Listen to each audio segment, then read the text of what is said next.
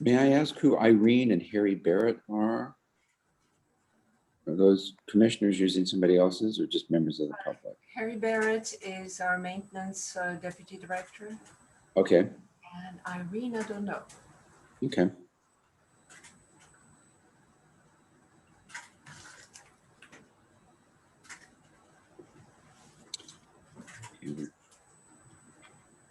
One, two, three, four, five, six, seven, eight.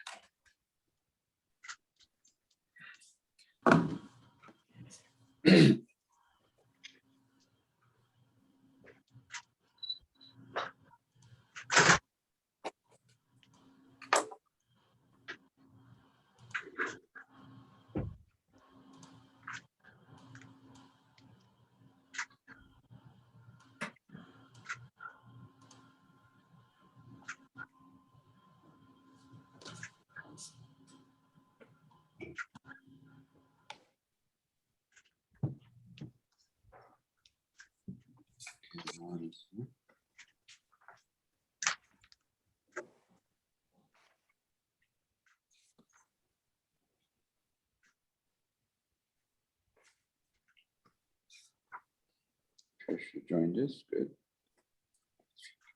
7, 8, 9, 10. Okay, we do have a majority here, but we'll wait. In progress. Okay.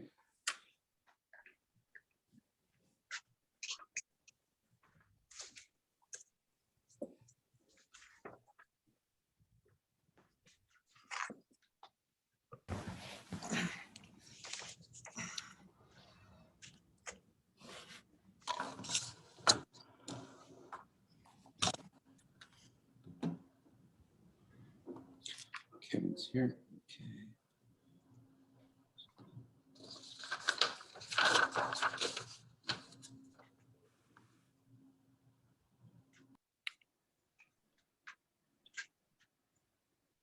And we still have 2 minutes before 5:30. We're up to 11, so we have a quorum at least.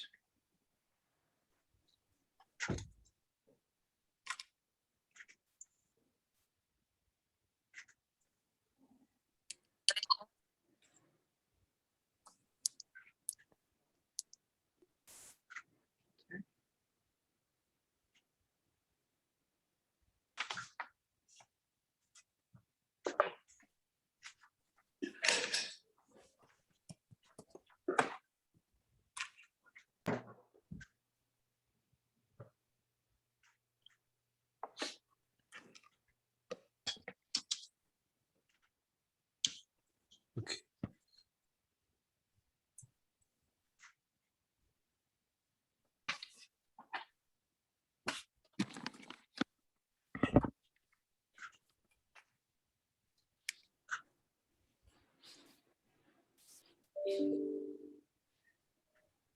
With my audio. Paul's here. Okay. All right. It is now 5:30. So I'm going to ask if we'll call the meeting of the Airport Commission for June 16th to order. I've asked Ulysses if he would lead the Pledge of Allegiance since the flag is in his office.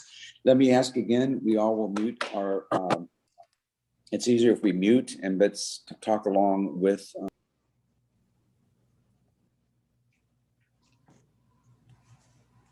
I pledge allegiance to the flag of the United States of America and to the republic for which it stands, one nation, under God, indivisible, with liberty and justice for all.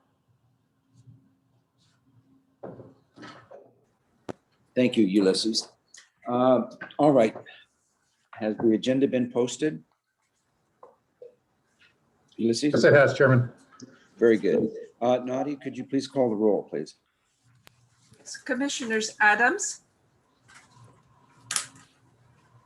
Sorry. Breslin, Present. Budillo, Present. Burke, Present. Clarkson, Here. Corcoran, Dada, Here. Feltman, Here. Freemuth, Yep. Hedrick, Here. Hearn excused, Hughes, Here. Jones, Here. Martin, Philbrook, Pye, Here. Reason, Here. Schmitz, Here. and Suero. Thank you. Okay, well, we do have a quorum. We have a few that are missing, but it is summertime. People are traveling. So we will take a look now at the agenda. Let me ask if you've had a chance a moment to see the agenda, if there's an approval of the agenda as presented or any modifications. Anyone like to move adoption of the agenda? So moved. Okay, off top, moved. Paul Badillo seconded, looks like. Very good. We'll move on to the public comments. Nadia, as I understand, no one has requested an opportunity to address the commission. Is that correct? That is correct. All right. We move next to the approval of the minutes of the meeting of May 19th. So moved.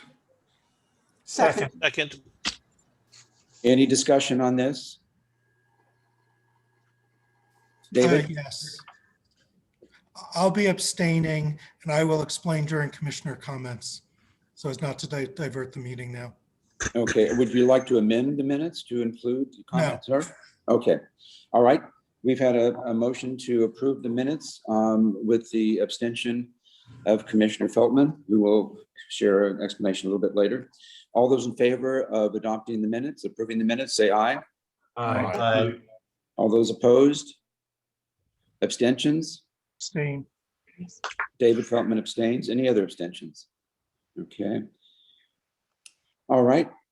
Moving on to the chair's report, which would be me, I guess. I'm going to welcome you to the last meeting of the fiscal year. July 1st begins the new year.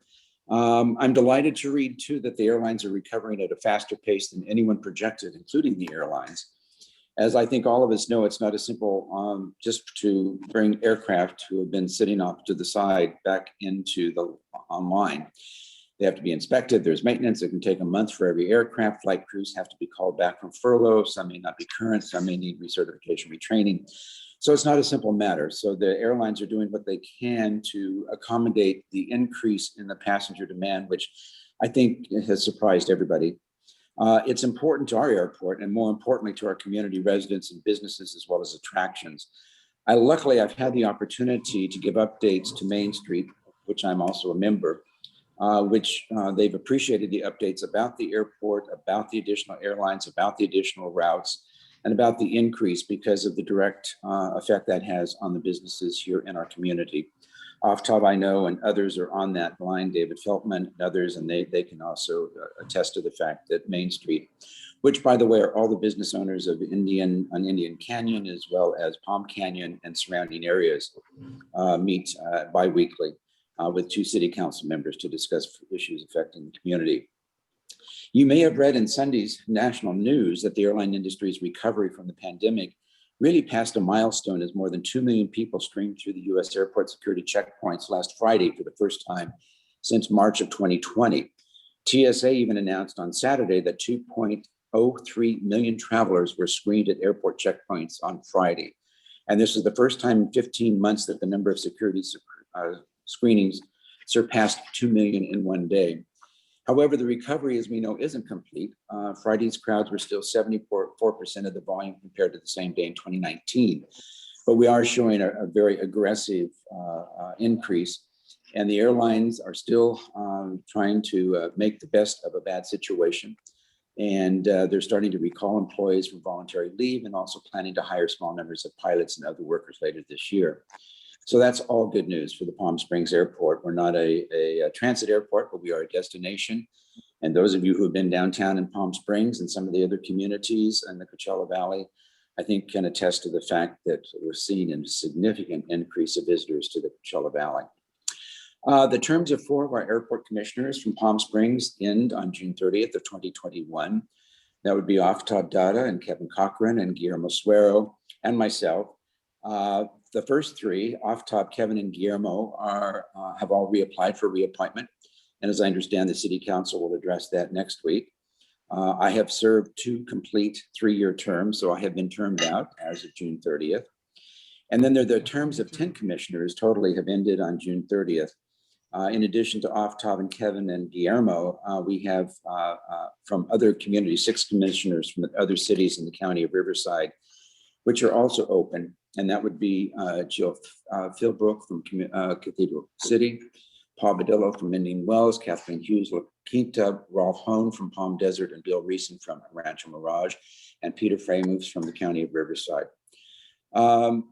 So their respective city councils and others will make a recommendation to the Palm Springs City Council for replacements for those who have been termed out and those who are eligible for reappointment. Within as you know, we have term limits here in Palm Springs of all commissioners, not just those from Palm Springs, but from all other communities as well. For me, the past 6 years serving on the Airport Commission really have been the highlight of my career. I believe service to one's community and its residents is kind of the highest honor that one can have, and it really has been important to me today. But we have retiring today 2 of our board commissioners, or I should say, and I'd like to read the plaques that we're going to be presenting. Unfortunately, Rolf Hone could not join us today, but this is Rolf's plaque, and if you would allow me to read into the minutes, it says, presented to Rolf Hone, Airport Commissioner, Vice Chairman, Palm Desert Representative, for dedicated service to the Palm Springs International Airport from March 2008 through June of 2021. So Rolf has actually served for 13 years. Quite an achievement given the term limits and the rest, but a tribute to Rolf's talents. We also have, and Bill, you're here, so you're going to have to accept, whoops, Bill, where'd you go to? Bill stepped away from his screen. Don't know quite what to do. So oh, there you are, Bill. We're honoring you now. You stepped away from your screen. This is Okay, your I'm sorry. plaque. This is your plaque. I was holding up the meeting then so we could honor you. This is presented by Palm Springs International Airport to Bill Reeson, Airport Commissioner, Rancho Mirage Representative, for dedicated service to the Palm Springs International Airport from February of 2015 to June of 2021. So this will be sent to you, Bill. It's a really nice plaque. I'm sure it will look great on the wall behind you that we've looked at low these many months. So I hope you will look forward to that. Thank you very much. Well, and then Ulysses, I think you wanted to make a comment.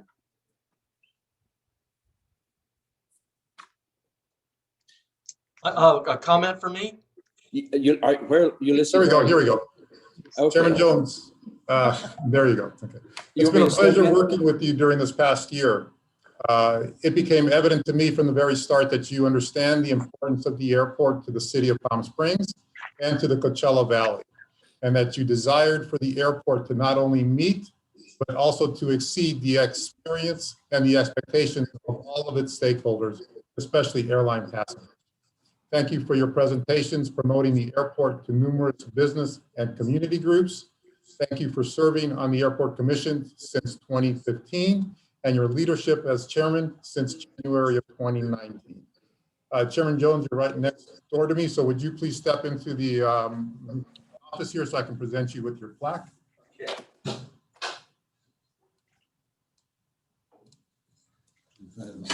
Yes, and allow me to read the plaque to you. It says, presented to L.G. Jones, Airport Commission Chairman, Palm Springs Representative, for dedicated service to the Palm Springs International Airport, July 2015 through June of 2021. Thank you very much. Thank you very much. Thank you, Ulysses. There you go. I appreciate that. I'll run back now to the Okay, other great. room. Thank you.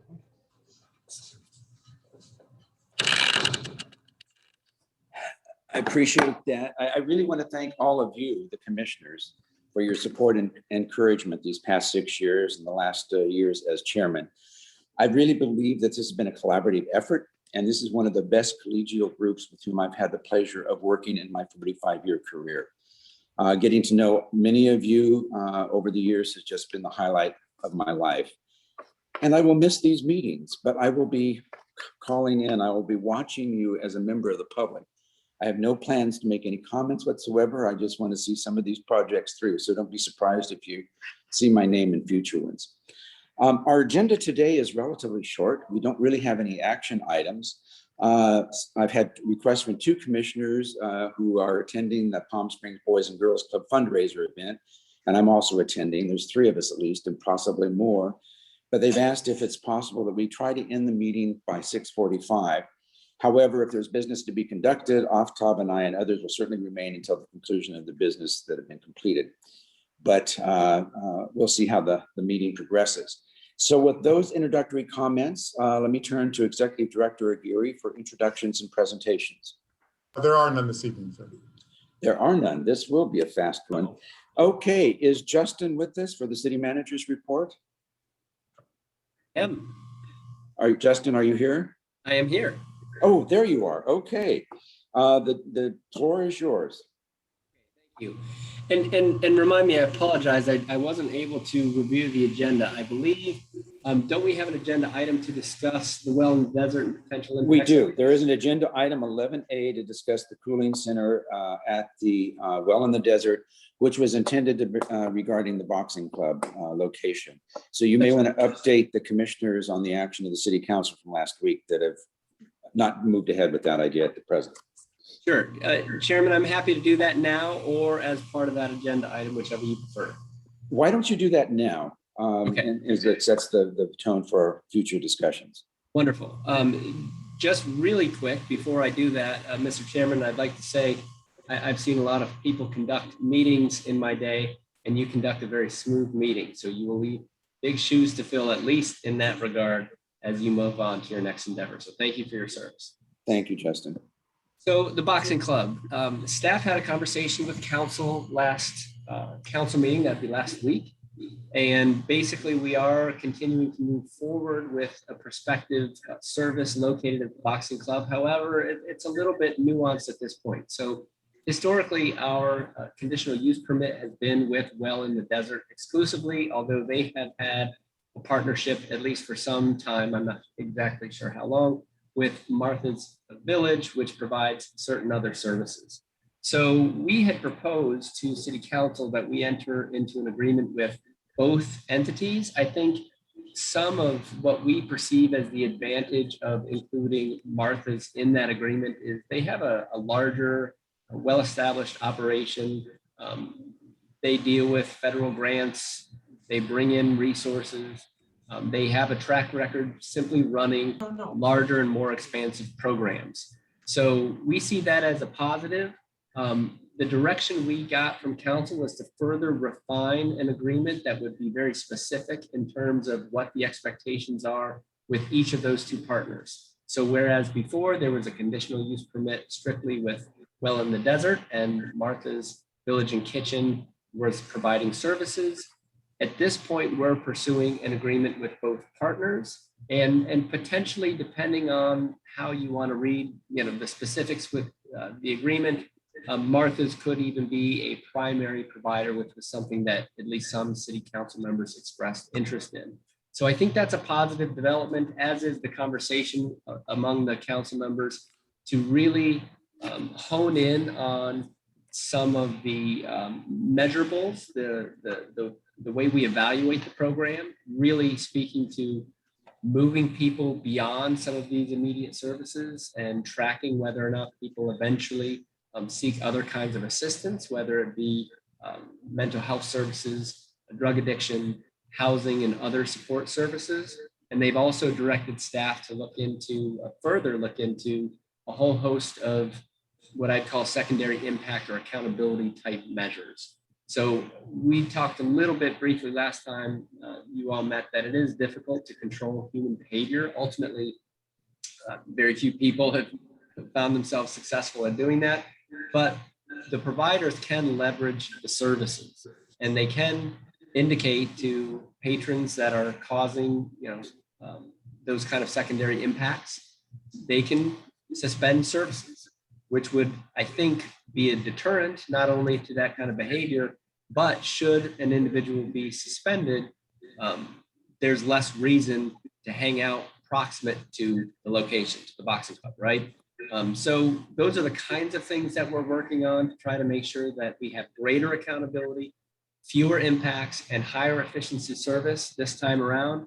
We've also talked internally that we're going to attempt to increase our communication both internally and with our partners. So we're starting to have more robust meetings between not just these two providers that would operate out of the boxing club, but others that have other services, so we can better identify gaps, linkages between the service partners, and really just be a more robust part of that conversation. And then on a local level with those two partners, making sure that when our police officers, for instance, might make observations, to the extent that our airport personnel are making observations, or other neighbors, that we're really in pretty constant communication with the providers, so that rather than looking at this as kind of a service provider on the side and the city and the city's response to these issues as separate, that it really comes across as more of a collaborative approach. We're hoping that that level of communication and collaboration will be a further mitigating factor in some of what we're anticipating are possible negative impacts.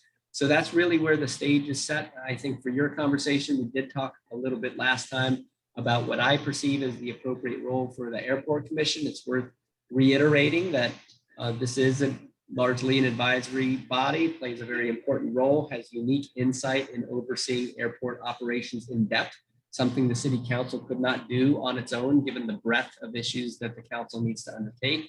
So that perspective, especially to the extent that it's unique and there's insight that the City Council doesn't have, I would encourage the commission to share that insight. I don't think it's generally appropriate for any of the agencies serving at the pleasure of City Council to advise in any way that's contradicting of council's direction. So I certainly don't do that at the staff level, and discourage commissions from doing the same. And that's not to de-emphasize the value of your perspective, but it's simply to say City Council is accepting all of our advice as input and dealing not only with the areas of our particular affinity, interest, or participation, but with the entirety of the issues faced with the City Council. So needless to say, they share both the interest of an entity like the Airport Commission. They want to see the airport successful. They don't want to see the impact. But then they're also dealing with the other issue involved in this conversation, which is the persistent homeless issues. So I don't think it's productive to opine in such a way that would contradict their evaluation when they have both interests in mind. And perhaps the Airport Commission, in this capacity at least, would really primarily only have one side of that discussion in mind. I think that's true of all commissions that serve in an advisory capacity. I think it's true as professional staff. I never take a position that's contradictory to the direction of council either, because I also serve at the pleasure of council. So that's how I see the issue, but I do think it's certainly important for you to be advised and for you to give advice, and again, share the unique insight that you have serving in this more robust capacity, focused capacity, and make sure that our eyes are open and that we have every attempt to account for your perspective. So with that, Mr. Chairman and Commission, I'm happy to take questions, or if you want to wait and move on to the agenda item, either way, I'll stick around and help where I can. May I suggest, I wish I'd done it a little bit differently, that we revisit the agenda and actually pull up the discussion at this point for the cooling center, the well in the desert. I think it follows more naturally after the report that Justin made, rather than interrupting it with the other presentations. Can I have the concurrence of the commissioners to move that item up for discussion at this point? Did anyone have any objections? Okay, everybody, or Peter, were you objecting, or you were okay with it? You were okay. All right. I think everybody's in agreement. So if we can, we're going to move up the agenda item on the cooling center well in the desert so that it follows Justin's report. So let me open this up to the commissioners for questions of Justin or other aspects of this discussion or issue. Who would like to be recognized? I think Kevin Corcoran, you asked that this be on the agenda. Well, Peter's raising his hand first. So Peter. One question for Justin. would you foresee, given the break-ins at the current location into cars, would you foresee extra nightly patrol at the airport parking lot? And if so, who's going to pay for that? That's a very good question. We are in discussions with the providers about security. I think the security we had in mind was primarily during hours of operation. So I would want to confer with our police department to get a better sense of the break-ins that they've experienced and to what extent they attribute those break-ins to, the activity of the Well in the Desert at its current location. And then see what happens as we move over here. If that's something that's needed, I think that's something we would have to look at. I'm not even clear enough on our current operations with security to understand, who would pay and who would provide those extra patrols. I don't even know exactly our breakdown of kind of bona fide law enforcement and any other security type personnel that might help report incidents and things like that. But needless to say, we'd want to be proactive and aware of that potential and try to prevent it before it happens. Very good question, Peter. Other commissioner comments or questions? Yes. Hello, Patricia Breslin here. I was curious just whether or not you'll be extending their current term, because I think it ends at the end of this month. Is that correct? You are correct. So thank you for that question. When council took action back in April, they identified June 30th as a potential date. And basically what we're going to propose doing is suspending the termination, if you will, because we recall that they had an active CUP that would really technically negate the need for things like a public hearing and notice, but we've sent notice to area residents, and we do anticipate putting this on the next agenda only as a matter of buying time so that we can fulfill council's desire to be even more thorough than we have at this point with vetting the terms of a potential agreement. There's some possibility that we would facilitate the relocation within 30 or 60 days, even if we weren't completely done with the agreement, as long as we had the basic foundation in place as we worked to kind of operationalize it a little further.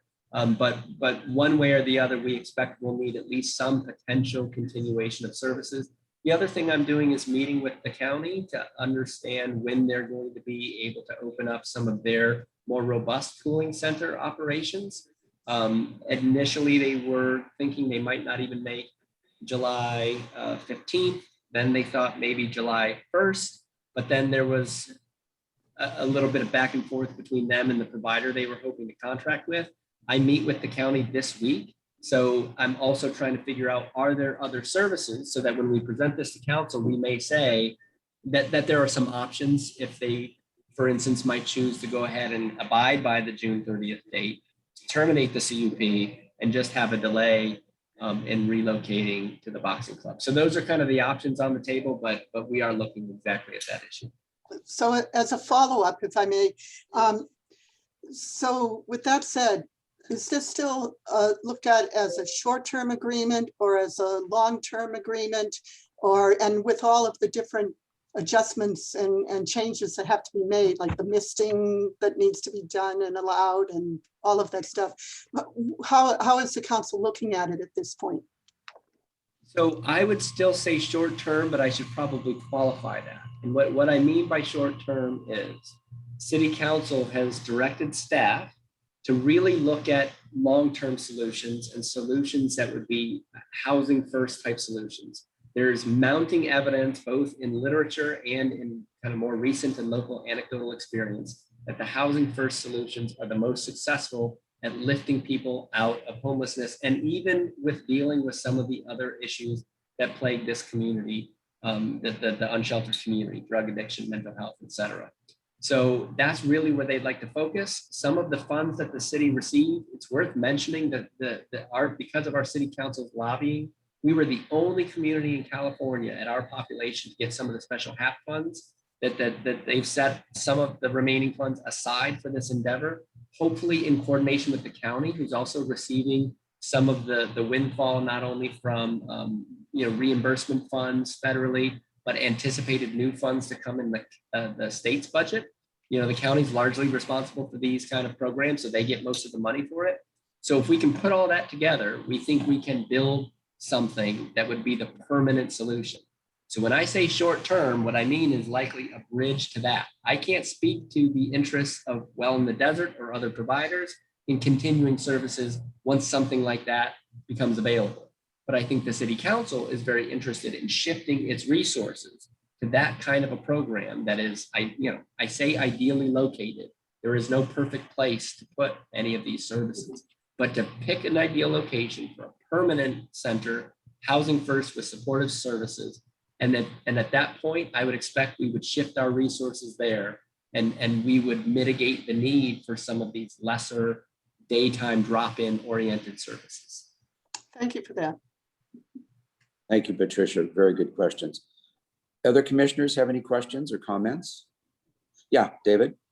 Yeah, I just wanted to raise again the issue. It's not really an issue, request discussed at the last meeting with the city manager about getting a legal opinion on what the rights of any individual is on the airport property, both inside and outside. So staff in particular, I mean, I don't think that's something the commissioners are going to manage, but clearly it's possible that staff will be managing such issues, and we have constitutional rights and all of those things here. So I'd just be interested in following up and seeing if that's on the docket. So to Yes, speak. we are looking at that, but you're right. Essentially, areas that are open to the public currently, in other words, they're not behind security and they're open, would be open. And that's exactly why I kind of emphasize it is hard to control human behavior, but we can leverage the services themselves. And I don't know that that's something that's frankly been done. I think as I go out and visit with these providers, so I went out and toured Martha's Village and Kitchen in Indio, for instance, and ask them, what do you do when there is bad behavior? And I'm learning more and more about how each agency handles things like suspension of services to try to leverage good behavior. So those are really going to be our primary tools. That, and frankly, as I mentioned last time we discussed this, if the impacts are just significant, we may have to once again look at trying to shift either locations or our approach to these services. That's hard to do because there aren't a lot of options. And this is exactly why the long-term approach is important, and we're trying to move forward with some haste for that long-term solution. But we still want to use the tools we do have in the toolbox. So you're right, we won't be successful removing people for no reason. In certain instances, we're able to enforce loitering, or we're able to identify other behaviors that aren't allowed, right? And especially when it comes to things like drug use or, some of the negative secondary impacts we're talking about, criminal type activity. I'm short of that, we'll really be looking to leverage the services themselves to encourage or compel better behavior. Thank you. Thank you. Thank you. Good question, David. Other commissioners with questions or comments? Bill, please. Yes. Justin, just to build on David's comments and also Peter's comments. If some of the clients of the Well are in the public areas, or on the grounds, in the bathrooms, in any of the lounge areas, whatever, I mean, who will be responsible for removing these people if there are issues in terms of behavior or other things that we've experienced throughout the city with the homeless, some of the challenge we've had? Do we have airport security who's responsible? Is it Palm Springs Police? First question. And the second, I know that there was a lot of discussion in the city council meeting about accountability of these resources. And I'm interested to see, what are your thoughts about how to hold these folks accountable? There's a lot of skepticism about the impact of moving this to a different neighborhood and close to the airport. You've heard all of that. But, if it doesn't work, and if some of the problems we've experienced in other parts of the city happen in the boxing club and at the airport, what happens then? And I know you mentioned accountability. It was mentioned in the city council meeting. What are your thoughts about that? Who's going to police this in the airport? And what's the level of accountability if it just doesn't work? Right. So firstly, on the police and removal issue, if somebody is lawfully in a public place, and there would not be an opportunity to remove them. If somebody is unlawfully in a place, then, you know, whoever the responding entity is, whether that's dedicated airport personnel or outside police presence, and that's a case by case, scene by scene issue, right? If it requires calling dispatch, we'll dispatch appropriately to remove somebody. So what I really mean by communicating and leveraging these services, though, is a lot of these individuals are known both to our law enforcement personnel and to the service providers. So what Well in the Desert has offered up as one mechanism is to say, patrons, when they come in, if they want to take advantage of the services, they're going to sign an agreement saying that they won't go to the airport property. So an individual can volunteer themselves and the provider can bind the service to adhering to that agreement, right? That part is legal. Now, if we go out and we see somebody, and maybe it's not an unlawful issue, but we think it's a breach of that arrangement, this is where that communication comes in. Our police department or anybody else who intervenes, but especially our community service officers are actually often the ones that are ideal to respond to homelessness issues in general, because they do have relationships with some of the individuals, they know the service providers, et cetera. So presume one of those goes out, we know the individual, we immediately communicate with the service provider and say, hey, we have an issue here. Are they still receiving services? Maybe it's time to consider a suspension of those services, have a discussion with that individual, and again, try to compel better behavior. That's really the angle that we're going to take primarily. We have also discussed, though, at least conceptually and internally, maybe we have something beyond internal security at the location, like some sort of perimeter check, if you will, right? Walk across the street. Maybe it's drive through the parking lot at the airport. You know, the particulars are unknown, but something more robust, even if that came at a cost. And even if we needed to discuss participation financially in order to handle that kind of service, those things are on the table. So that's the first question. The second question is, what if despite all of those efforts, this doesn't work? You know, that's really a tough question. One of the reasons that we're working on a long-term solution is because at the end of the day, homelessness is an increasing issue nationwide. Just today, as we were discussing communities, you know, inland, coastal, you name it, virtually all of them, including the one I just came from, are describing increasing problems with homeless populations. There are a variety of reasons for that we probably don't need to discuss, but the bottom line is it's not just a migration issue necessarily. They came from community A, they went to community B. This is an increasing problem everywhere. And we will have the challenge one way or the other if homeless persons are here. So one of the things we have to consider, quite frankly, is are we better off with a touch point, with the ability to try to leverage services, with somebody conducting any kind of, you know, patrol, having a discussion, or if the ultimate accountability was remove the services, the people don't go away. They likely don't even go from here to community B. They might just continue to do whatever they're doing without the touch point, without the interaction, without eyes, ears, etc. I know this from doing ride-alongs with our police officers as they break up encampments. They have nowhere else to go, so they run them from one neighborhood to the next neighborhood, and they're just waiting to get the next call from the next neighborhood. So we are trying to be creative. So when we talk to the county about a 24/7 cooling center, we're asking about what is the cost, so that maybe we can extend a service like that. I'm meeting with some of the other service providers to ask them what they can do. We're having a stakeholder meeting, a couple of them actually, including one that will involve our 2 liaison city council members and other interested members of the public and those providers to say, let's compare notes. Are there other best practices we can learn? You know, we want to give it an earnest effort to work. At the end of the day, we'll have a really tough decision to make if things don't work, because the people themselves don't go away necessarily. And so we'll still have to decide, are we better off trying to manage this as best we can at whatever location? Or are we better off taking a hands-off approach and hoping that that actually improves the situation rather than making it worse? That's frankly just a quagmire. Is it a possibility that, you know, the ultimate solution is having transformational services that includes housing and counseling? And I'm well aware that there's a lot of discussion between the county and the city about building that capability and doing that in the next X number of years. Is there any Yes. merit weight in doing it that way that most people think is the ultimate solution?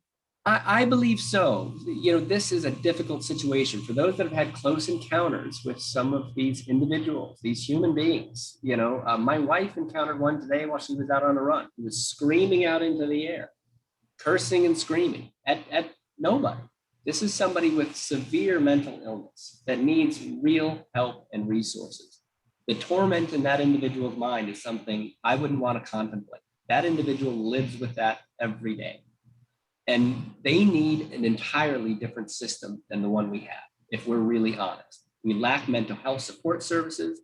We lack inpatient services, especially even the outpatient services, which are likely insufficient for somebody like that. Historically, I think about the best we've done is incarcerated those individuals and put them in a system that was also ill-equipped to deal with the reality of that circumstance. So we need something transformational.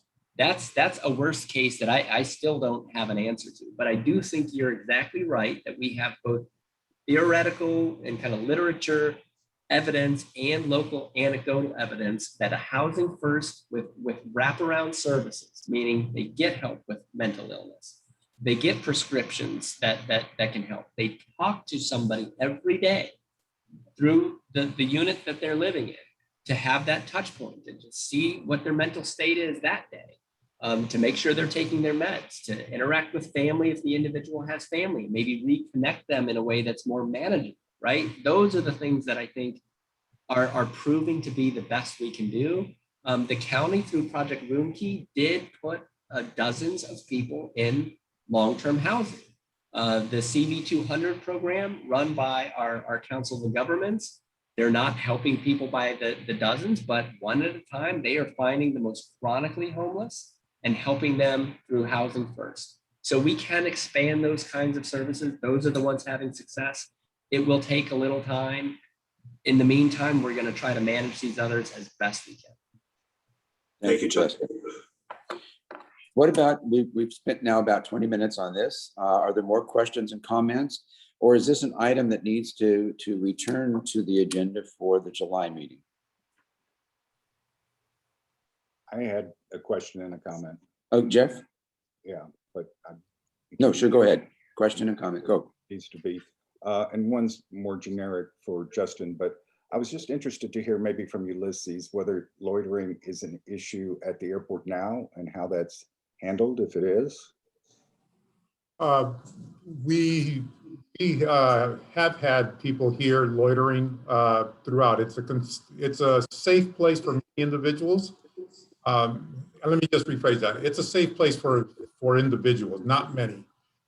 We do have individuals that come through. Our airport police are trained well to deal with them. The numbers are very manageable. I'm talking about on an occasional basis, but there is nothing that happens on a weekly or on a monthly basis. This is something that happens sporadically. Once every several months or so, somebody comes on by. The airport police engage them to try to identify what is the best assistance that they may be able to provide. And they many times go of what is normally expected from a police officer to address the needs of individuals. Okay. Jeff, did you have more comments or questions? Well, just one more for Justin. I take it that we're not going to take a vote on this, which No. you know, I understand because I don't think we have the time to really fully vet all the issues in our hour and a half meetings. But I do want to understand when we'll be taking votes. I think Justin draw some line between when our opinion might be different, and that's happened in the past with the Uber Lyft issue. I think and that was before my time, but I think the Airport Commission had one idea about that and City Council had another. I don't think that's necessarily a bad thing.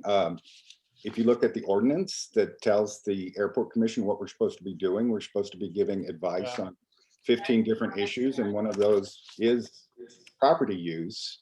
But that's a lot, and I can understand the concerns with having these votes when we're not able to fully vet some of these issues. But when will we be voting on these issues? Or is the idea that we'll just be talking about them and those thoughts will be transmitted to city council through Justin? I'm unsure of our role now and what we're supposed to be doing.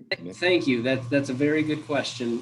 So you're exactly right. In light of the ordinance that you were just looking at, I do think it's important and valuable for the commission to share insight about the use of airport property with council. And generally, when there's disagreement between staff and council, or a commission and council, or the community and council, the way that it works is we provide our input and then sometimes they disagree.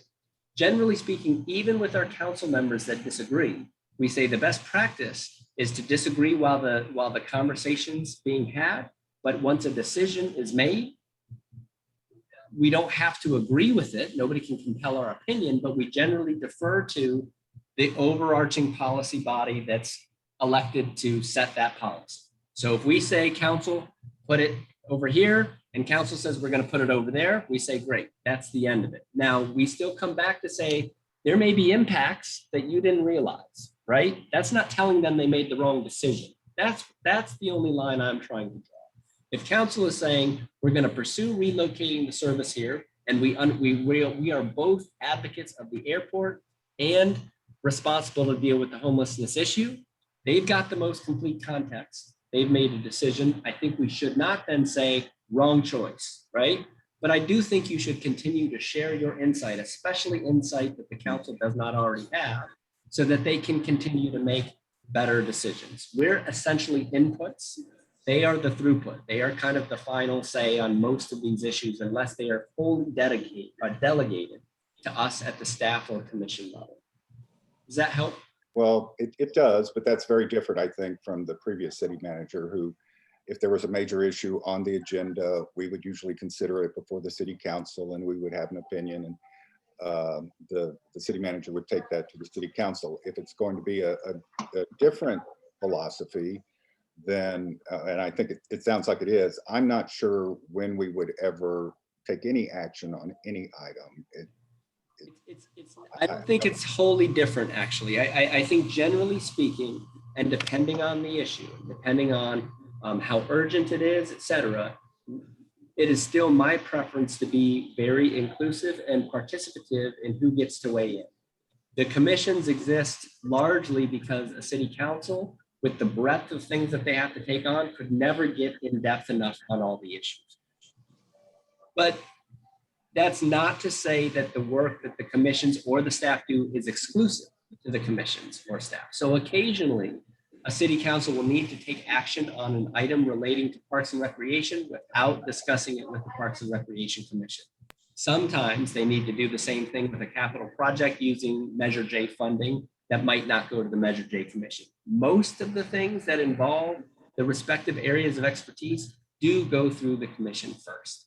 There are just occasions when council, either because it's at the intersection of two or three things, or because time is of the essence, there are just circumstances for whatever reason where they need to say, in this case, we need to act as a body before it goes through everyone else's process. So I don't think we would follow this kind of a process holistically. I don't think it really reflects a different style. In fact, to be fair, the decision to pursue relocation to the boxing club was actually made before I arrived. And it was decided even then, not necessarily to run that through all of the commissions before a decision was made. And I think in large part that was because it was perceived as a really a time-sensitive matter. So I wouldn't expect that to be the case with most of the decisions we make. But occasionally a council will need to take action without involving kind of the myriad apparatus they've put together to function as inputs. And that's really true of almost every commission and almost every staff role that we have, that sometimes they have to act. Jeff, is that sufficient, or do you have a follow-up question or comment? Mr. If Chairman. not, Peter has a comment. Peter? Yeah, I'd like to add on to what Jeffrey just said. Justin, don't you think it would be perceived very odd that an important subject like that, the commission is not on record of having actually made their comments known? And I think we should vote on that. Even, and that doesn't mean that we're trying to go against the city council. But just like Jeffrey said, I mean, we are here to do our job. Sometimes it's not the same opinion, but we at least should have gone on record and saying, as far as the commission is concerned, this is what we suggest. That's just my opinion. I absolutely appreciate that perspective. I mean, to be honest, democracy is unlike almost any other system of decision-making. It is so highly participative compared to anything else we know, a business structure or anything else. And so there are a lot of people that want to provide input to virtually every decision, and a lot of people that do, right? Unlike almost any system. Sometimes, in fact, the number one argument against government, or criticism of government, I should say, is that we're too slow, exactly because we are that deliberative. But we are really still one city. So we're still managing our reputation, and we're still trying to operate with an organizational structure with an entity at the top. It makes no more sense to me for a commission or a staff member to contradict the city council than it would for a vice president of a company to contradict the president. There is still a hierarchy. It's still very participative, but there are instances in all of those other parallel situations, business, nonprofit, you name it, where sometimes the entity that serves as the chief role has to make a decision. This is by far, of all the other ways of decision-making we know, and the way companies and other organizations are set up, the most participative already. But sometimes it can't be even more participative than it already is. And in my opinion, I certainly recognize your perspective too, that you play this role and ought to opine and weigh in. In my opinion, that's true 80, 90% of the time, but there are instances where the council as the top policy setting body simply needs to act without all of our participation. That's been true everywhere I've been, at least at some point along the way. But we do try to not do that too often or to abuse that. Justin, thank you for that. I would like to propose the following so we can move on with the agenda. And that is, there is enough interest on this. I think it at least from my perspective and seeing the expressions of everybody, that having this item on the July agenda for discussion again, subject to whatever is occurring with the city council and movement on this, might be an appropriate way to move forward. I'm seeking the advice of the commissioners, whether that makes sense or not. Kevin, let me ask you, because Kevin, you had suggested that this be on today's discussion. How would you like to see us move forward? Just through the process, answering these questions and getting more knowledge, I think for sure we should continue to have it on our agenda. I agree also with Jeff here, being a point of view from the commission, I think, but I know that, Jason, you're in the middle of this, so we discuss this again, see what else we learn. We've raised some of the issues and concerns. Other people have continued to discuss it, because this will have a huge impact on everything we've worked on in trying to build this world-class airport. Really the concern. So I know you know that. I think the more we communicate and you have a chance to think about some of the issues we've raised, the better we'll be at trying to get a good solution here. I would keep it on the agenda now. Okay, let me make that proposal. Are there any commissioners that disagree with keeping this on the agenda moving forward? Guillermo? No, I just wanted to make a comment, but go ahead with your. Okay, let me ask first of all, are there any commissioners that would not like to see this continue to be on the agenda? It seems to me this is an important issue for the reasons that have already been articulated. And Justin, your articulation of the process is very, very helpful as well. Okay, why don't I suggest we continue this? I mean, I can only suggest it because I go off the commission on June 30th, but that this appear on the agenda for discussion as long as necessary while the city continues to discuss this. I'd like to move forward with the agenda. Guillermo, you had a comment, or is this something that can hold, or go ahead? Yes, as a comment. First, thank you, Justin, and thank you, commissioners, for your questions and your comments. I just want to put this in perspective. Is the location on Arenas and El Cielo and the immediate neighbor is the Palm Springs Jail and the Palm Springs Police Department. What do they have to say about this as well? I mean, it seems that, you know, I don't know, we're not alone here. So just let's keep that in mind as well. Is the Palm Springs Police Department is immediately adjacent to this location. So let's just keep that in mind. Okay, thank you. Thank you. All right, The only thing I'll add, it's at our front door as well. We are also neighbors at the airport. And so our eyes are wide open when we think about our own employees, our own customers that come here for, you know, services. One advantage we do see is that we are here and the police are right here. But believe me, we share the concerns. This is a tough situation. Good. All right. I'm going to move us along on the agenda, asking Ulysses to have this appear on the next one agenda for July for discussion and continuing update for as long as it's important to the commissioners.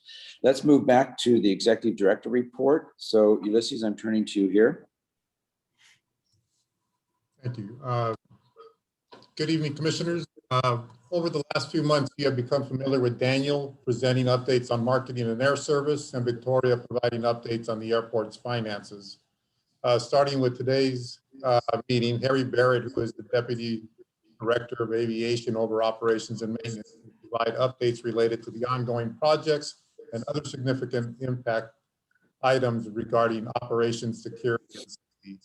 Harry, Victoria, and Daniel provide me with invaluable assistance every day, and I hope by including Harry as a regular presenter during the commission meeting that you'll become familiar with the airport's leadership team, and we will continue to retain your confidence. But before I ask them to make their presentation, there are two things I want to share. First of all, it appears as though passengers are back, as kind of Al talked about, Commissioner Jones talked about earlier. The passengers are returning back. April was the busiest month since February of 2020, and May had the lowest percentage drop compared to the same month in 2019. Here is the comparison between each month in 2021 versus 2019. Keep in mind that the lower the number, the better. January was down 71.8%. February was down 62.4%. March was down 46.6%. April was down 29.2%. And May down only 8.5%. As we track the numbers of individuals screened by TSA in the month of June, it is evident that there has not been any drop off this month, indicating that passengers are returning and flying through the airport at a faster rate than we expected only a few months ago when we did our forecast for the budget. Next item is American Airlines has informed us that they have scheduled 3 departures after midnight over the 4th of July weekend at Palm Springs International Airport. These flights are to Dallas, Fort Worth. They are scheduled early morning on Friday, July 2nd, Saturday, July 3rd, Tuesday, July 6th, departing at 12:45 a.m. Airline scheduling flights after midnight at the airport is rare, but it has occurred several times over the last few years, and the most recent was during the Thanksgiving, Christmas, and New Year's holidays during 2019-2020. Are there any questions? Okay. Nope. Thank you. Keep With going. that, Harry will lead off with his presentation, followed by Victoria and then Daniel. Harry? Thank you, Ulysses and commissioners. Can you hear me and see me? Yes, very well. Great.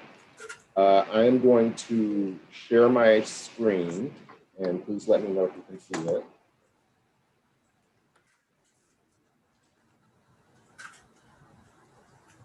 Okay, can you see that? Yes, clearly. Okay, so I want to thank you for letting me present today. I just want to give a very brief update on both our ticketing wing project, which we've been undergoing for quite a while now, as well as a new project that we started this week.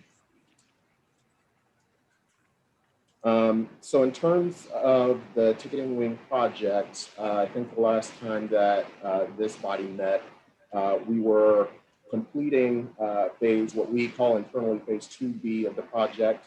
That included this area in the green box as well, which includes our TSA screening rooms, our hold rooms, as well as some of the airline ATO offices and some of their break rooms. That has since been completed, turned over to those agencies, and is now functioning. We have then moved over to the southernmost part of the ticketing wing, which include all of the airline offices in the south part, as well as the ticket counters for Sun Country, Allegiant, Southwest, and JetBlue, and as well as the remainder of the baggage handling system. So this is the part of the, in the red box, this is the part of the ticketing wing that we're currently working on as we speak.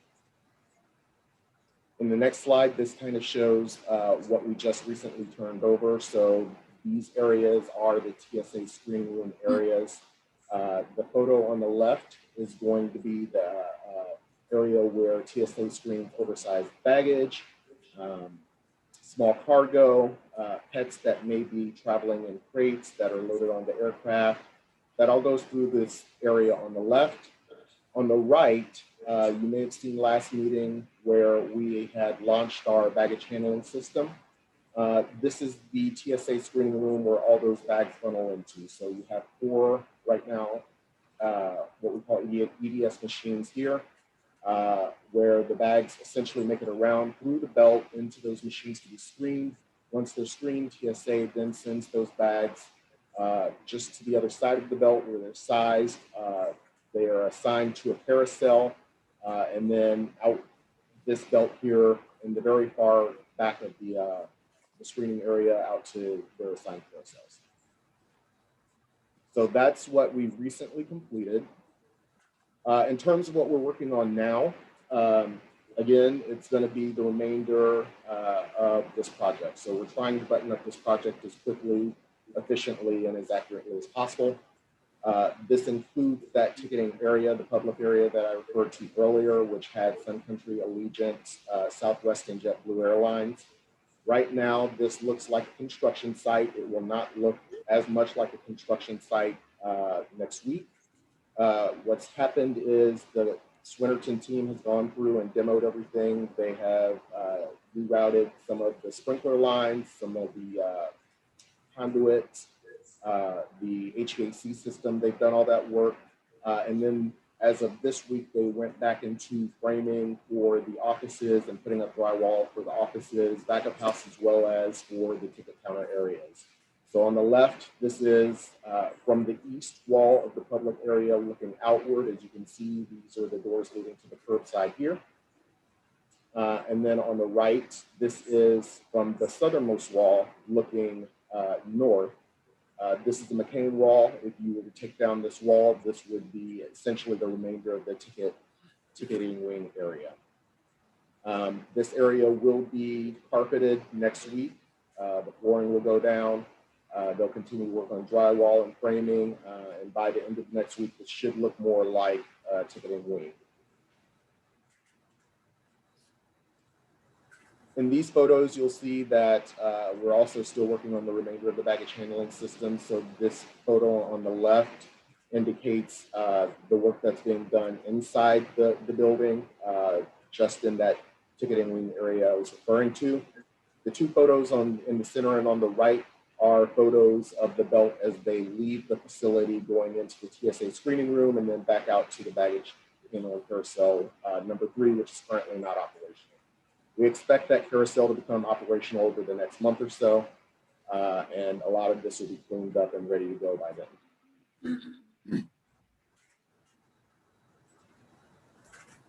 A lot of you may remember that we were using the gift shop area for temporary ticketing just to house some movements with the airlines as we were phasing the project through.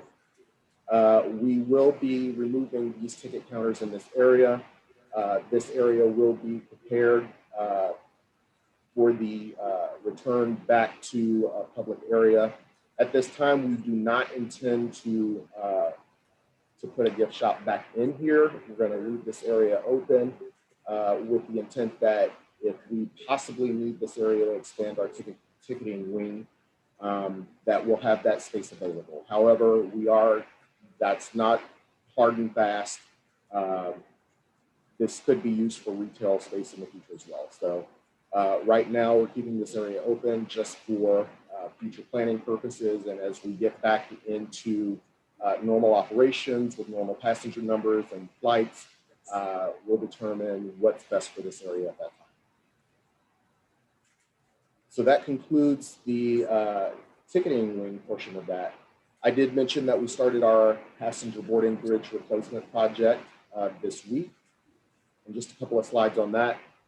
This is the replacement schedule for those passenger boarding bridges. We are doing 2 bridges at a time. So we started with bridges 4 and 9 this week. That'll go for the next probably about 2 to 3 weeks, and then we'll do another 2 every 2 to 3 weeks thereafter. So that goes from 4 and 9 to 7 and 10, 8 and 11, and then finally ending in 5 and 6, which will close out the end of the year going into the first quarter of next year.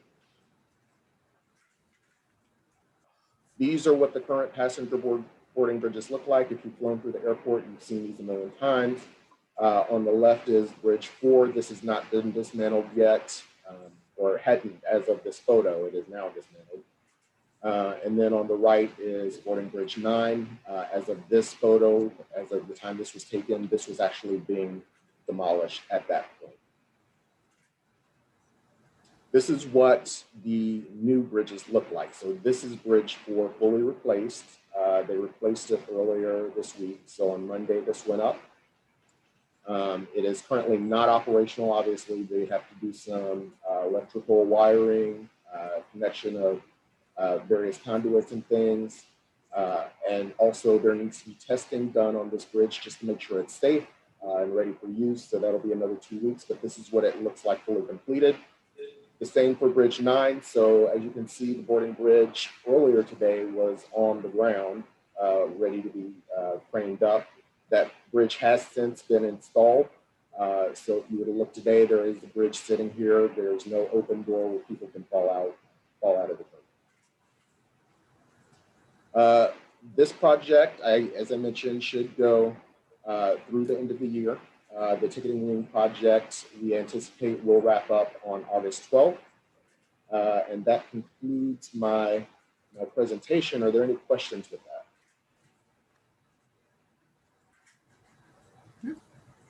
Okay, thank you.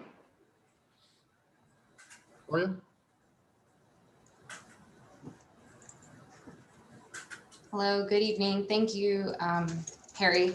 So I know that y'all are trying to get out of here around 6:45, so I'm gonna kind of condense my PowerPoint presentation. You do have the financials listed in your packet. So I'm gonna jump to the revenues versus expenditures, because the first page is your revenues. The second page is your expenditures. The third page is your revenue versus expenditures. And then it also has the cash summary. So I'm just going to jump straight to the revenue versus expenditures and just talk about that. And then if you have any questions, feel free to ask. So let me share my screen. Give me 1 second.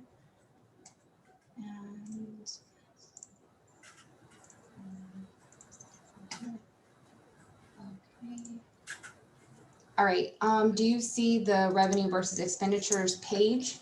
Yes. Okay, perfect. All right, so this is an overview of the revenue versus expenditures. For the period ending May 31st, CFCs, PFCs, and airport operation and maintenance had a surplus as revenues exceeded expenditures. The airport operations and maintenance fund is approximately $1.3 million lower than the 2019 expenses by about 800,000, lower than the 2020 expenses. So I forgot to mention, I actually added on 2019's expenses to the financial summary per the request from the last airport commission meeting. So And that's why you see that on there. So like I mentioned, the 2019 expenses are about 800,000 lower than the 2021 expenses. Fund 416 ended with a net spending of 167,000. And this is primarily because this is our capital projects fund and our expenditures exceeded the revenues. The next slide is our airport cash summary showing the restricted and the airport O&M unrestricted funds.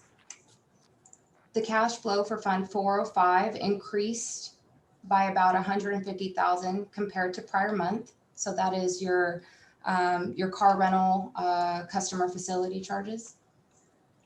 Fund 410 decreased by approximately 57,000.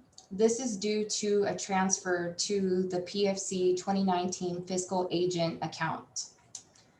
So we still have the money, it just moved to a different account. Fund 415 has a cash flow that increased by 835,000 when compared to prior period. And this is the unrestricted subtotal for the airport operations and maintenance. And then Fund 416's cash flow. Go ahead. Oh, okay. Fund 416 cash flow decreased by about 1 million. And this is due to the payables of the Ticket Wing project. So we've been coordinating with the finance department to process a transfer from the fiscal agent account to fund the invoices paid for the Ticket Wing project. So the next time we do a presentation of the financials, you'll see an increase in the capital restricted funds. And then per the request from the last airport commission meeting, there was the desire to see the emplaned passengers, deplaned passengers, and the total passengers from fiscal year 2021 compared to fiscal year 2019, which was our good year, our last normal year. Overall, fiscal year 2021 numbers are 52% lower than 2019 numbers. So that was my condensed version of the financials. Let me know if you have any questions. Could I ask a question? When we were talking about the budget we were putting together, we made an estimate based upon projected passengers. Since there seems to be an increase, and I know you're watching this closely, Ulysses, as well, and the fact that we were only down 8.5% in May in relation, as your graph last one showed, Victoria, are there any discussions about modifying that budget based upon what's occurring, or are we sticking with that budget for the time being? We're sticking with that budget for the time being because we want to have a conservative approach to the upcoming fiscal year. I do know there's budget adjustments that happen throughout the year. So if it's something that's necessarily needed, then we'll definitely take a look at it and we'll make those adjustments at that time. Okay, thank you. Any other questions for Victoria? Can you unshare your screen, Victoria, so Yes, I can absolutely. see everybody? Yeah. Who would like to ask a question? I can't see anybody, but whoever wanted to speak.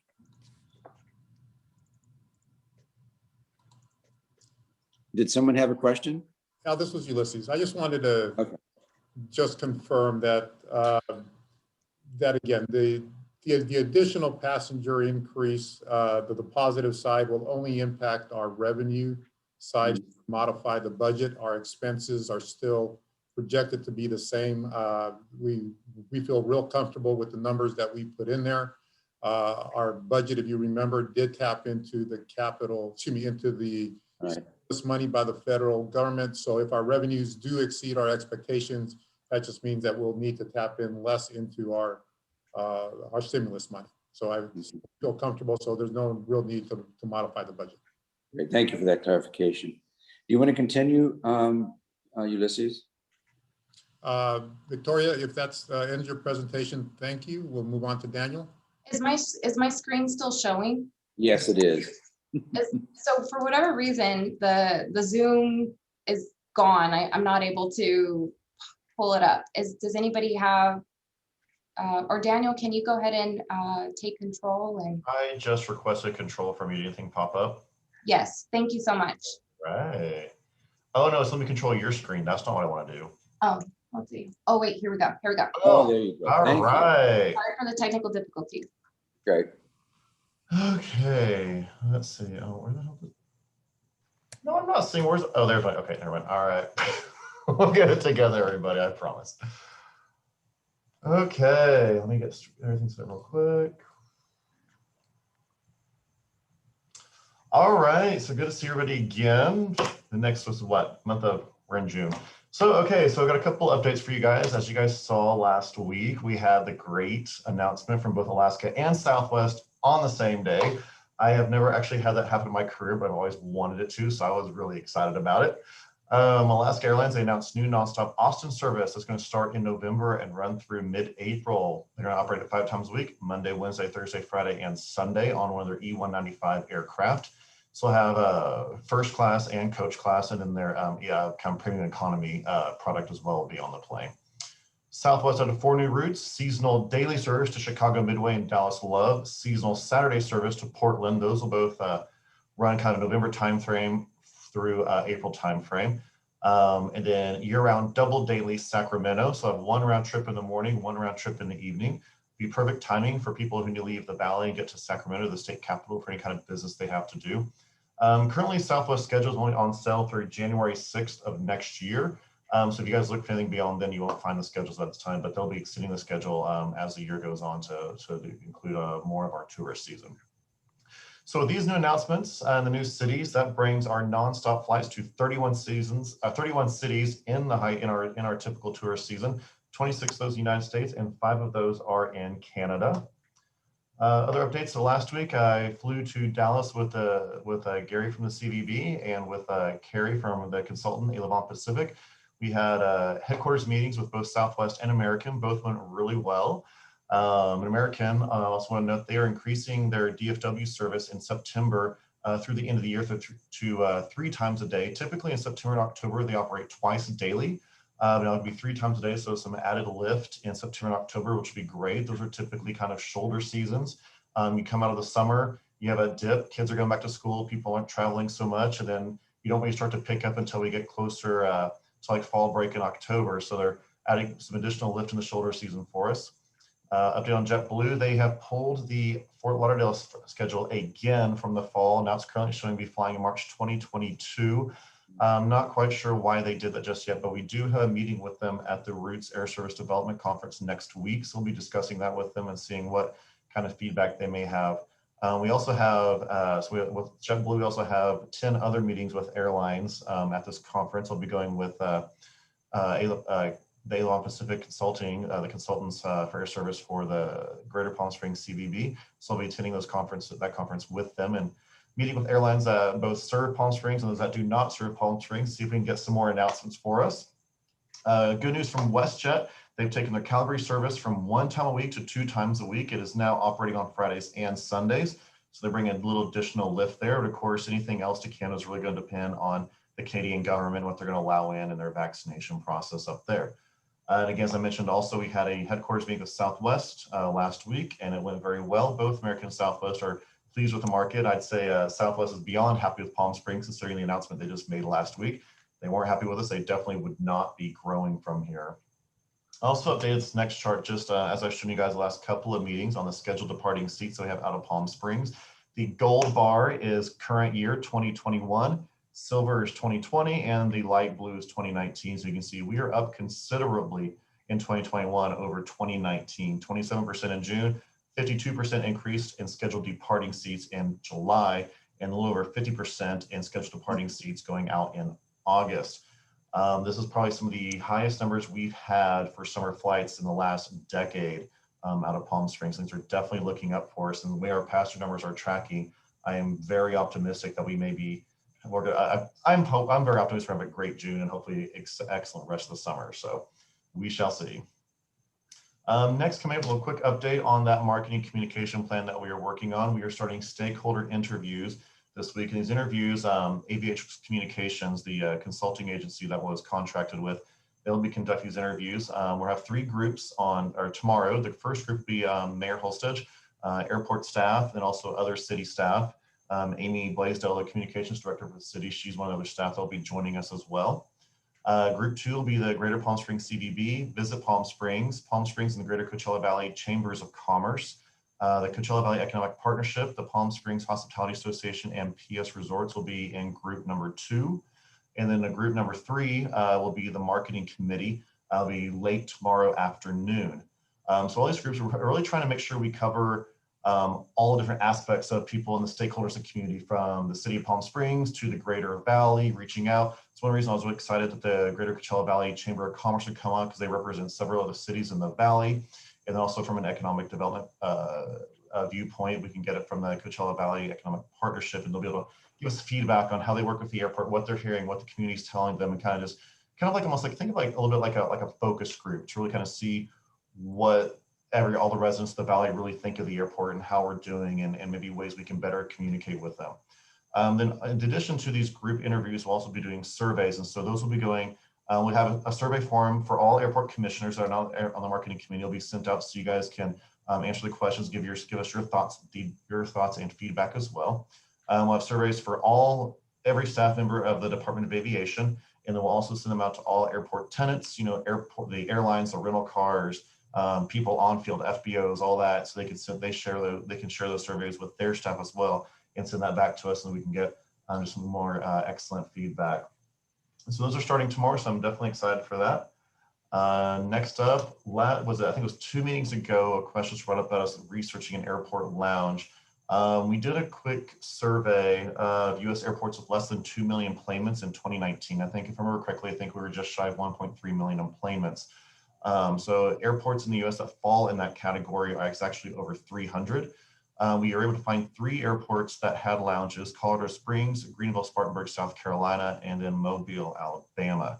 A couple things I want to note that were differences between those airports and ours is that they have a more even passenger numbers throughout the year. We have our bigger dips. We have, the really strong winter tourism season. And of course, we slow down the winter season. So we have kind of big swings where, in the winter season, we may have 5,000 people come through in one day, but in the summer, maybe about 2,000 people, where theirs are more pretty even split year round.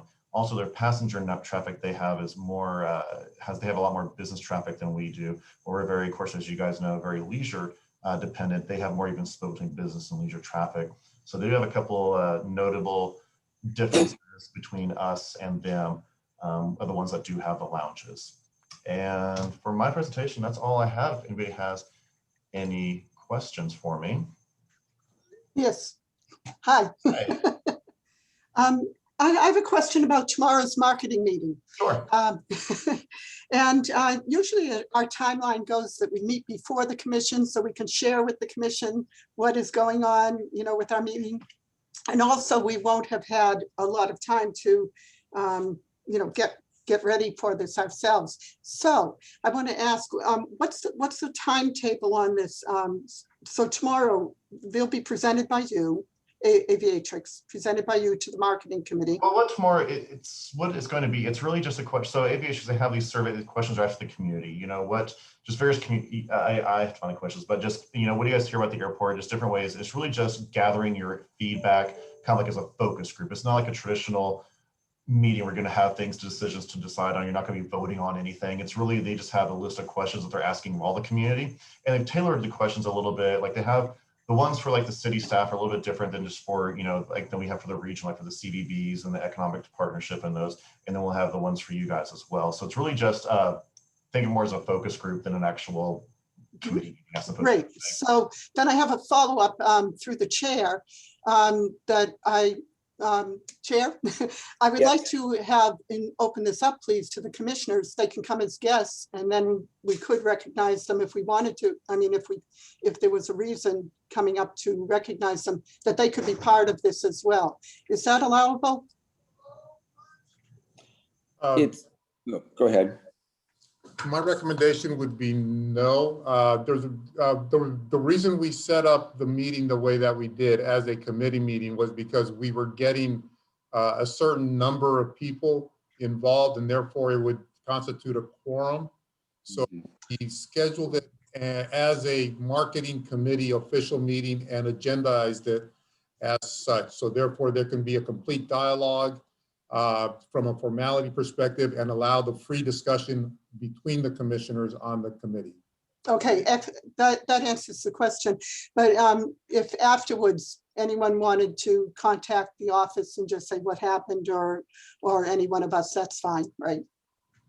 Yeah, we would expect that the commissioners who are not on the marketing committee, as always, can dial in, can participate, but at that point they would not be recognized as a committee member and would be more of a public. I think that's what Commissioner Jones has done in the past when he's sat in on meetings that he's not an official member of. And then the committee can report back to the full commission in July about the discussion that was had. And maybe by then, Aviatrix has also provided us some information that we can pass on. Perfect. To the full commission, but again, the commissioners are going to receive surveys, so therefore their input can also be taken into consideration. Excellent. That's what I was looking for. Thank you. Great. Any more questions for anyone about budget, finance, marketing, or the rest?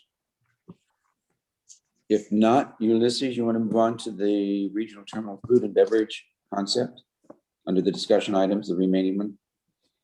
Yes, so we're now moving on to item 11B. Correct. Correct, okay. So give me a moment. If you recall, when HMS Host terminated its concession agreement at the end of July of 2020 due to the impacts of COVID-19 on the travel industry, the airport was left with no food and beverage concessions. At the airport's request, Paradies agreed to take over the food and beverage concessions. Due to the circumstances, the only food and beverage concessions that Paradies is currently operating is the Santa Rosa Kitchen and Spirits and the and the PSP Coffee House. The Santa Rosa Kitchen and Spirits provides full tableside service, grab-and-go items, and a full bar in the Bono concourse at the top of the escalators. The PSP Coffee House sells coffee, baked goods, and grab-and-go items at the previous Starbucks locations in the courtyard. The wine bar at PSP, which is located next to the PSP Coffee House and which is completely outdoors, was open during peak season, but has just closed for the summer. These locations were renovated as part of Paradies' initial commitment to invest $500,000 in the locations when they took over the food and beverage concessions last fall through an amendment to their agreement. Their current agreement expires at the end of April 2023. As a reminder, airport staff plans on issuing an RFP in 2022 for a long-term concessions agreement that will begin in May of 2023 in just under 2 years. The new concession agreements will be for both retail, gift and use, and food and beverage. Due to the recent increase in passenger traffic, the airport and Paradies continue to discuss the possibility of opening additional concessions locations. High on the list is reopening the former tap room at the RJ Concourse. As a result, Paradies developed a new concept which the airport has agreed to. The new concept is a compromise between the capital investment required to renovate the location, the desire to open the concessions in early fall, and the short period remaining in the agreement for them to recuperate their capital investment. Again, airport staff has agreed to the concept and is excited about offering a new food and beverage concessions to our passengers, which we hope is open by the end of October, just in time for our next peak season. I have asked Pam Brown from Paradies to present the new concept to the commission. Before Pam starts her presentations, are there any questions? Pam, would you make the presentation, please?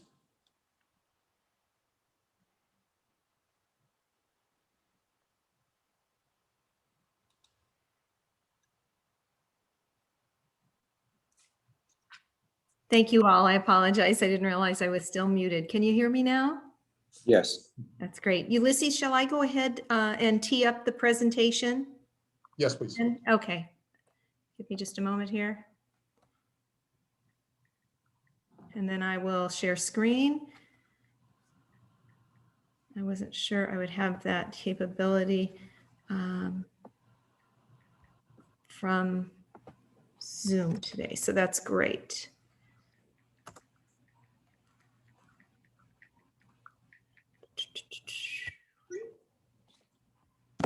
Oh, this is always how it goes. Bear with me, please.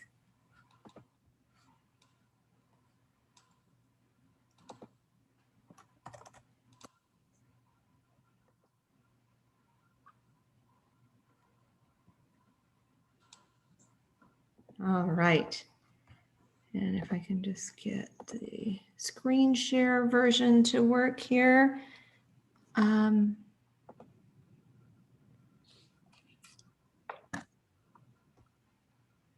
I've got it. And we should be rolling. Is that showing for you all? Yes. Great. Thanks for your patience. I'm going to go through this fairly quickly, just to give you a little bit of background on what we proposed here, keeping in mind it's a little bit bar forward because the design team sort of ran with the prior name, which was Tap Room, but it really is food and beverage offering, as you know, a somewhat small space, but with the outside seating and what we can do in front of the space, it'll be great. So our design team came up with this idea. And at first, I have to tell you, I was, and I know some of staff was, it's called Buzzed at Barfly. We downplay the buzzed part. Buzzed is there because we couldn't trademark Barfly. There are lots of Barfly bars and restaurants out there. This was the product of research into the marketplace, who's traveling today. And I don't need to tell you guys that, but it's a younger and younger Gen X, Gen Y, traveler out there, and it's all about experience. They don't want chains. They want something that's unique, that's kitschy, that's fun, and interesting and engaging. So Barfly is at play, obvious the fly part because they're flying, and the bar piece of it as well. We again added buzzed because we needed to make something that was unique enough to trademark. These pictures don't show what we've talked to staff about, which is minimizing the buzzed. The picture you see, say on the t-shirt and on the apron here, the staff person's wearing actually won't have buzzed. It'll just say Barfly. And then places where we do need to put it, again, it'll be played down. You can see that here on the sign overhead. This isn't how Barfly will look here. This is a mood board and an example, but it doesn't have to have that buzzed component. Lots of really cool, the gold fixturing, the translucent materials here. This is the floor plan. You can see we've got a plan here to get a fair bit of seating. This is the terminal side, of course, a little bit of outside seating. We find that people, especially here where we have a lot of doors that close because of cooling and other systems, when they can see some seating here, it makes them more comfortable, even if they're not sitting out here, to come into the restaurant and sit down. And of course, in the RJ terminal, there's a lot of seating out there. If people are more comfortable with grab and go, we'll have a big selection of that. Keeping in mind that the grab and go we currently serve up at Santa Rosa and what we'll serve here, made fresh on site. The sandwiches, the wraps, the salads, all those good things are made fresh on site daily in the kitchen. So here's the patio area. If you look here, this is what will be a bar and currently is. It'll be expanded just a little bit, I think. This will be the coffee station with baked goods. And then as the day moves on, more of the grab and go salads, lunch and all day part types of items. The restaurant will serve a breakfast menu of several items. We will have vegetarian vegetarian options at all time of day.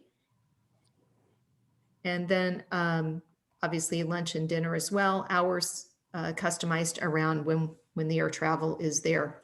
Upgrades in the kitchen area, a brand new walk-in cooler and some other things, as well as seating and tabletops. This is entering from the terminal side and what that'll look like. And again, where you see buzzed at here, that'll probably be played down, maybe even to just something that looks sort of like a bee buzzing and leaving a trail around or something like that. The numbers in this are just calling out changes. Again, very modern fixturing, the translucent finishes here. You see here a lot, again, of grab and go kinds of things, as well as the bar options. Here we've created what will be kind of a selfie Instagram setting for everybody. That just sort of took off by itself when we did PSP Coffee House. Even before it opened, people were taking great fun pictures there. So we thought we would give them the same thing here. And again, it really resonates with that 20 and 30 something audience. Here's the coffee counter, baked goods, menu up above, kitchen behind, the bar is to the left of this. Exterior from the outside patio. And again, selfie spot right here on this wall on the back. New umbrellas, tables, all that good stuff. And the menu. And we adjust these as we go, but based on our experience in other airports, sort of things that are on trend right now, like the spicy ham. Some of these are pretty typical. The brie prosciutto fig sandwich and those kinds of things. So pretty straightforward. We're really excited to deploy this here. We've had great success. We had some ups and downs. I think I'll leave it on the menu in case anyone wants to be able to read that.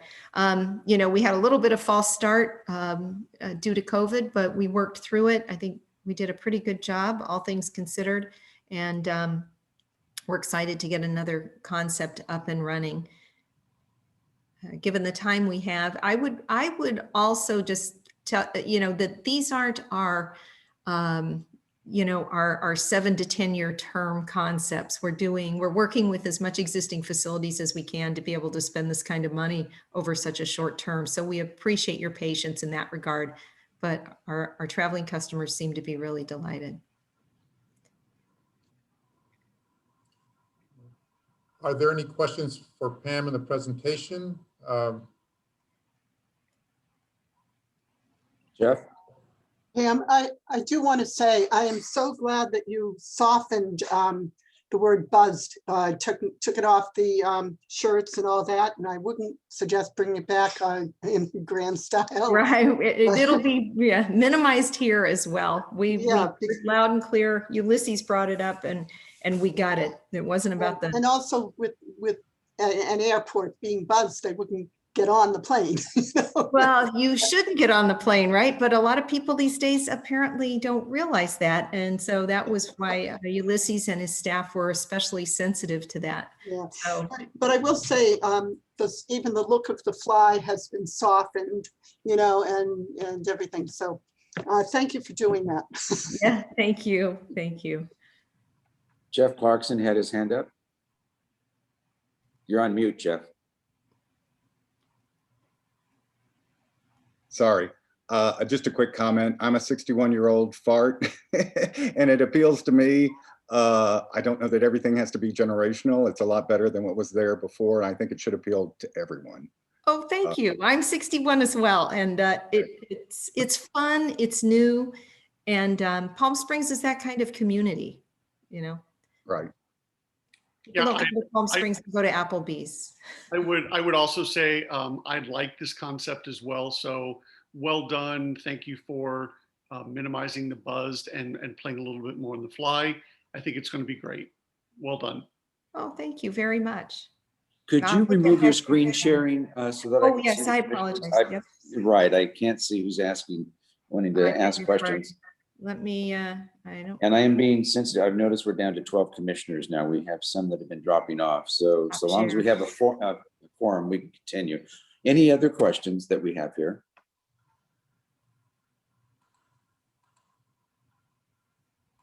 No? Okay. Well, thank you. That was an incredibly well presented program, and it's going to be great for our airport patrons, including myself, who goes through there a lot. Yeah, and we, now that COVID has lifted, we intend to have a nice event when we open, and I look forward hopefully to seeing all of you there as our guests. We'd love it. Great. Thank you. Thank you, Ulysses, Victoria, everybody. Have a great evening. Thank you, Pam. Thank you. Thank you, Pam. Ulysses, did you have anything else, or shall we move to the next agenda item of commissioner requests and It's all for reports? this evening for me. Okay, let's move to commissioner reports and requests. As I said, I've been monitoring the drop off of commissioners. We're down to 12, but that's still a quorum, so we can continue until our business is concluded. Daniel Feltman, not Daniel, David, what am I talking about? David, you indicated you wanted to make a comment in the commissioner reports. Yeah, I'm just going to be brief.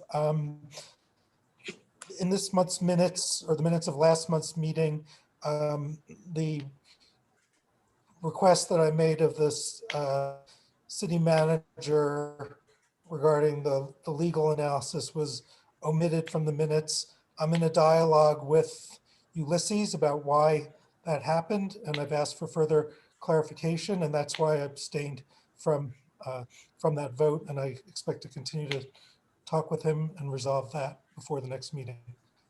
Thank you. Thank you. Are there any other commissioner requests or reports? Jen Pye. Who? I'm sorry?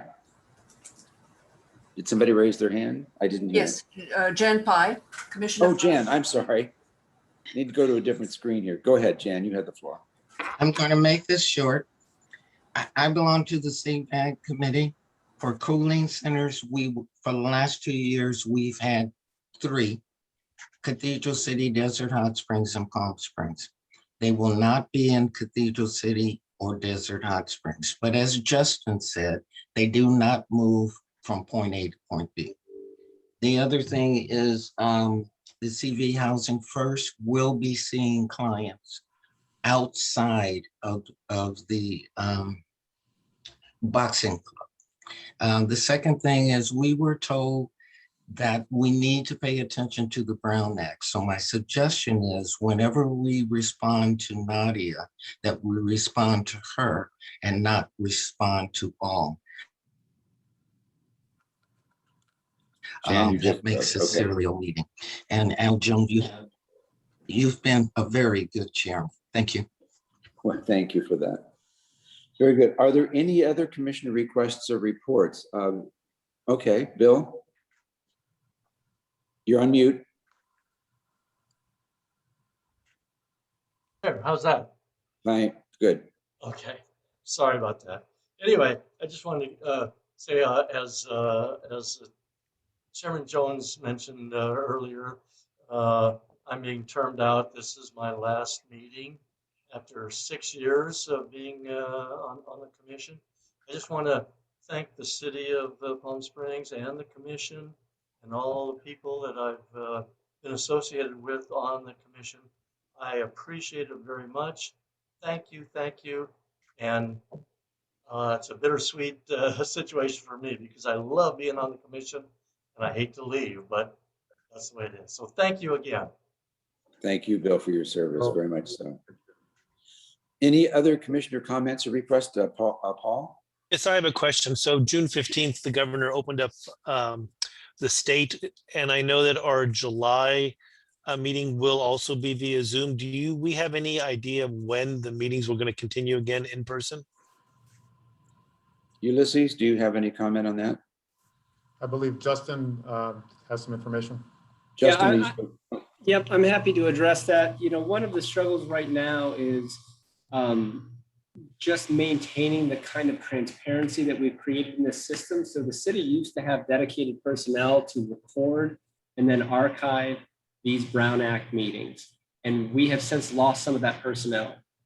We also understand that it's pretty convenient for people to be able to tie in remotely, not as much for the commissioners and for those of us that do this business every day, but especially for members of the public. So one of the things that the council wants to consider is how and when we implement that. If we have widespread return to in-person meetings, we need to hire an individual to record those meetings to make them available to maximize transparency, something that's really easy to do via Zoom. It's not easy to have hybrid meetings where they're recorded by Zoom, but conducted partially in person. So we're working through some of that now and trying to create a plan.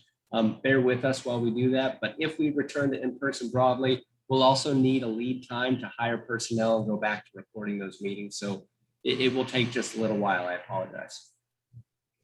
Paul, did that help? Yes, thank you. And I'd also like to thank you, Al, for your leadership on the Airport Commission. You have done an absolutely outstanding job leading the commission. Your management style and the way you facilitate the meetings have truly been outstanding. And in my 35-year career, you have really been one of the top facilitators of the meetings. So thank you. It's been a pleasure and the best of luck to you. Paul, thank you. I'm very humbled by your comments and very well received. Thank you. Very nice. Any other commissioner requests or reports? Okay, the report of the council items, past city council and future, are in your packet. There is no correspondence. The airline activity report and schedules are also in your packet. So we're down to this again, to adjournment. Before we do, again, I wanted to echo what Bill said too. This has been really an exciting opportunity for 6 years, and I'm going to miss it as well. But most importantly, I'm going to miss each and every one of you.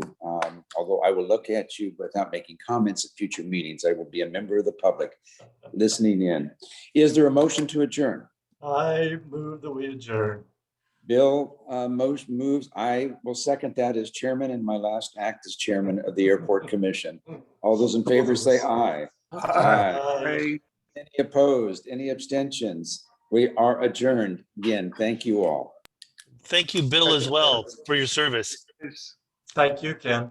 Thank you, Bill. Thank you. Thanks again. Thank you. Thank you. All of you. Thank you.